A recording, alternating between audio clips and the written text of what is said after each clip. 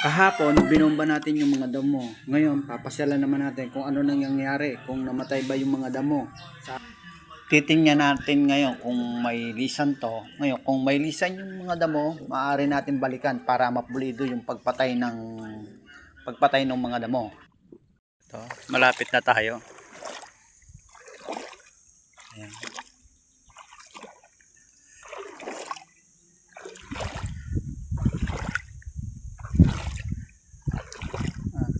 Yun.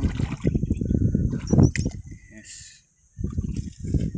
Bali, tumalab na yung gamot na ibinomba natin kahapon. Ayan, patay na halos yung damo. Sa ganyang paraan, mapapadali yung trabaho namin.